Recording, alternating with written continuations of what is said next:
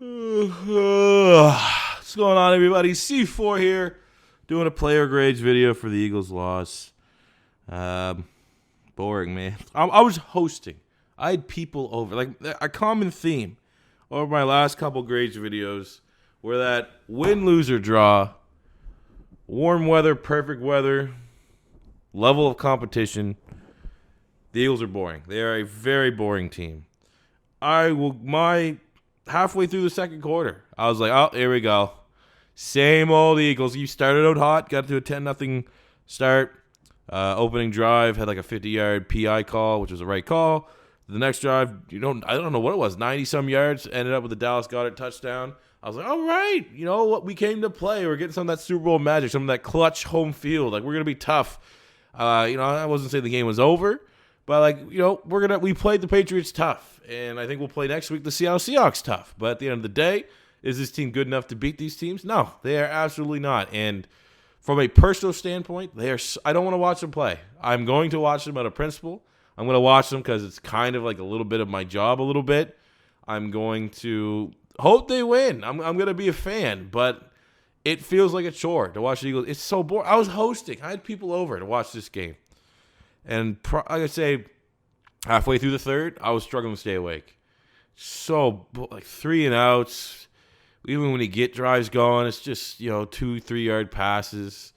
Arcega-Whiteside didn't do anything again.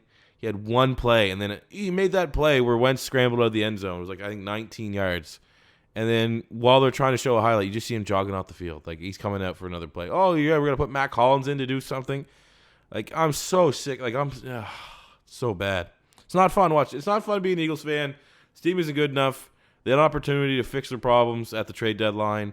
Robbie Anderson, might not have made us beat the Patriots, but we'd have a weapon. Josh Gordon.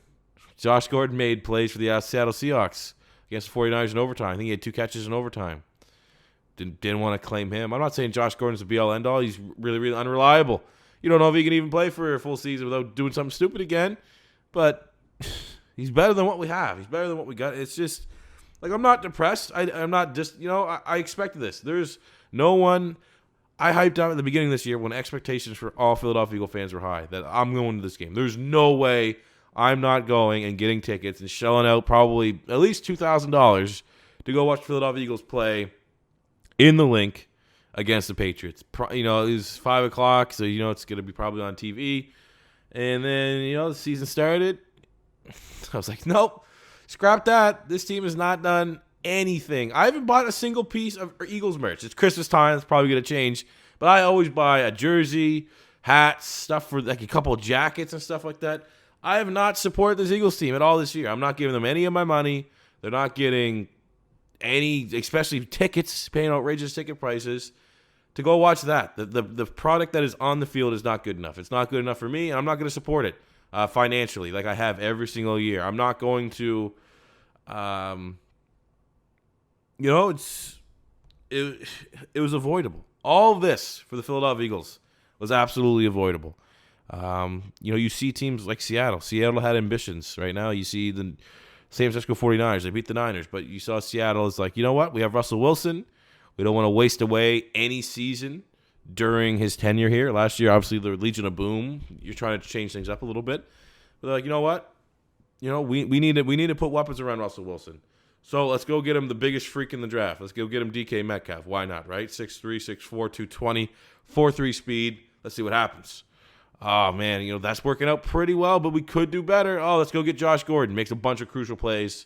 I mean, not a bunch, but makes a couple crucial plays at the end of the game for probably barely knowing anything in the playbook because they know they need to win. And then you look at the Philadelphia Eagles, what do? They hedge their bets on a 32-year-old deep threat wide receiver who, when he was on the field, just that second half of the Washington Redskins game, you saw, wow, that is what speed looks like in this offense. I like it. You saw it with Torrey Smith to a lesser extent when he was actually here. And then, we go and draft a second-round wide receiver. He's not slow. I think he ran like a 4.48 at his pro day. Obviously, it's ham time. So he's probably mid 4.5s, but he's not a slow wide receiver. But we draft a wide receiver that doesn't even sniff the field. You use a second-round pick that, first and second, maybe third, but we'll argue for this argument. First and second round picks. Those are your premium picks in the draft, right? And you have Philadelphia right now who are struggling immensely at wide receiver. Alshon Jeffrey, when he's been in there, hasn't been good enough. And now that he's gone, it's even more magnified. At least Alshon Jeffrey could catch a boring 4-yard, 5-yard pass every now and again, right? But he's gone, so that's magnified. Aguilar, drops are back. He has regressed tenfold back to what he was when he was considered a bust for USC. We're using him a little bit differently. A lot more 12-man look, so he's not playing and operating on the slot where he saw a lot of success. But with all the drops and stuff he's had this year, I don't know if he would even benefit playing the slot because you get a lot more simple targets, and that's a lot more of the mental drops, right? So Nelson Aguilar fully regressed. He's gone. He's gone next season. But he's also on like a $9 million contract, which is ridiculous. $9.7 million cap hit for a guy that is not good enough. He'd probably be a third wide receiver at best on a lot of teams, but for us, he's our number one right now. Bring Jordan Matthews off the street, but just looking at the roster, right? We're in turmoil at wide receiver, and then you spend one of your premium picks on a wide receiver, while other wide receivers were on the board. Other wide receivers around the league that were drafted after him are dominating for a rookie within that scope of a rookie wide receiver. Scary Terry in the Redskins, DK Metcalf for the Seattle Seahawks, the dude for Preston Williams for the Miami Dolphins was having a big year. Cole Hardman. Oh, he's so fat.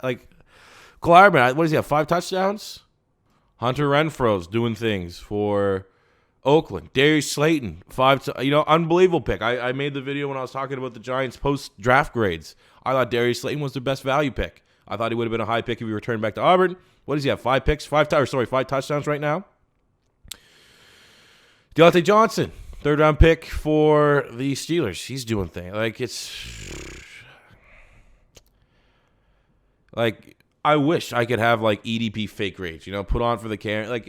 But I can't. Sometimes I can. And I'm recording. This is in the moment. I walked out from the Eagles game. There's still people out there, company out there. I said, I got to go work for a second and just talk about It's not good, man.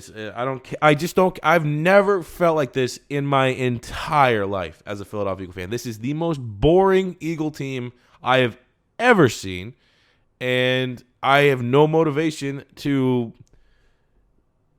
possess any enthusiasm regarding anything relating to the Philadelphia Eagles. I'm not going to say I'm not a fan. I don't even want to watch the games. It's, of course, on Sundays, I live for this. Sundays, I talk football. I make my living talking about football. Eagles are my favorite team. I'm never not going to want to watch the Eagles play. But it doesn't mean that it doesn't make it feel like a chore. It's awful, man. Let's do these grades real quick. You hold the Patriots to 17 points. You need to win the game. They did not. Defense played very, very well. Statistically speaking, let's see. Carson Wentz was 20 of 40, 214 yards, had a touchdown, was sacked 5 times. He wasn't good. He wasn't bad. He wasn't good. He was just a guy out there.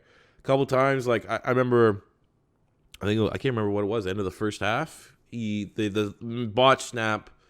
We would have had a long field goal attempt for Elliott. Would he have made it? I don't know, but it would have been a long field goal attempt. I think they would have done it. And then he picks up the fumble and rather just throw it away right away and live to see another down. He just eats a sack, a couple bad sacks, a couple high throws. And he also made some wild plays. It was your standard Carson Wentz game, but you could see the biggest thing. He has no confidence right now. He has absolutely no confidence. The easiest comparison is Dak Prescott. Again, from a talent standpoint, they're not even in the same tier. Dak Prescott is a superiorly inferior quarterback from a pure talent standpoint than Carson Wentz. When you look at Dak Prescott, he has a lot of talent there around him. He is a solid to good quarterback. And then you see, he has 400 yards today. He's playing with elite confidence. He trusts his guys to make plays. And while you still see a couple head-scratching plays from Dak Prescott had probably more, he had 400-some passing yards? That's 3 Eagles games worth of passing yards. So because Dak Prescott is playing with a lot of confidence. Carson Wentz has 0 confidence. He has no trust in his receivers, and it absolutely shows. So, Carson Wentz, C+. C+ made some pretty good plays, and honestly, that last Hail Mary, whatever thing that Aguilar dropped, tough catch, yeah, but Aguilar doesn't get the benefit of the doubt. He has to make those plays because he has a reputation of dropping. So when you have a drop's a drop, especially when it's Aguilar. There's no difficulty of the catch. There's nothing. A drop is a drop when you're at least talking about Nelson Aguilar. So yeah, I'll give Wentz a C+. Running the ball, Miles Sanders, 11 carries, 38 yards. Probably should have ran him a lot more. Boston Scott got a bunch of touches. Nothing for Jai.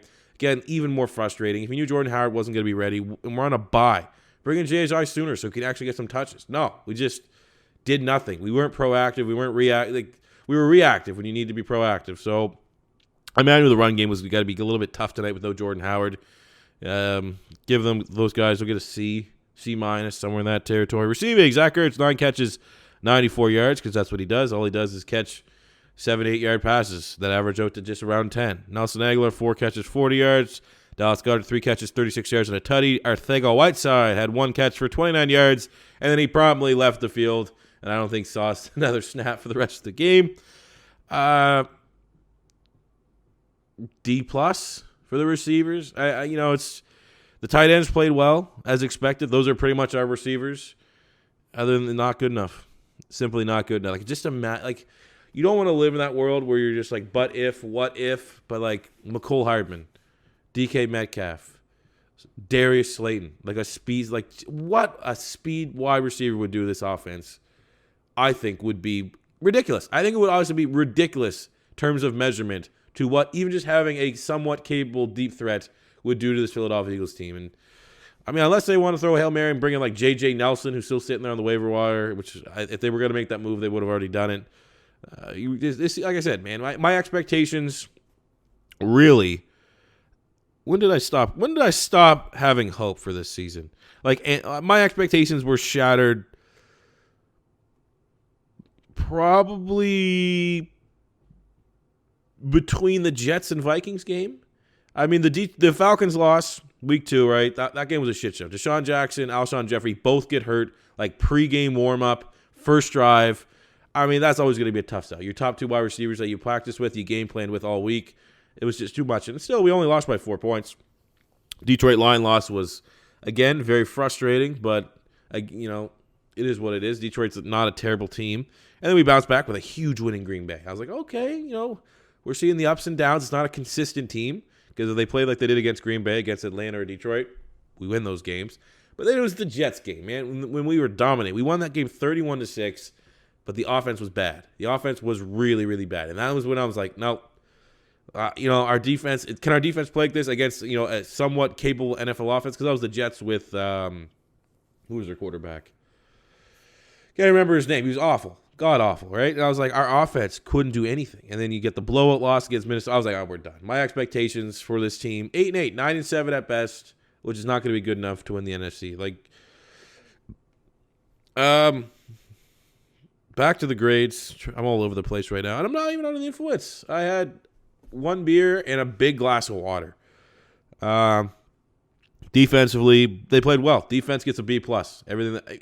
I'll give them an A, honestly. You keep the Patriots offense to 17 points, especially with all those 3-and-outs that Philly had. That defense could have rolled over. They could have got gassed. They did not. They kept bringing pressure. They played well in the secondary.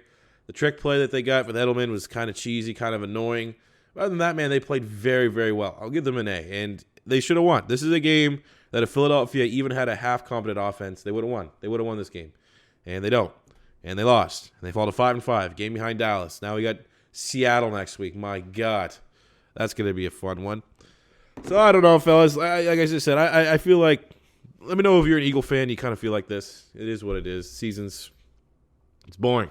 Like if they make the playoffs, if they somehow go on a run and make the playoffs, it's going to be like, yes, we made the playoffs, but no expectations whatsoever. And it's not even like the Nick Foles year, right? The underdog expectations are like, yeah, you know what? Everyone's doubting us. And yeah, we might not actually win because we're not really the best team. But we have that fight that we don't have that at all this year. There's nothing. There is no positives to this offense. And it sucks that we're essentially burning a year of Carson Wentz's career.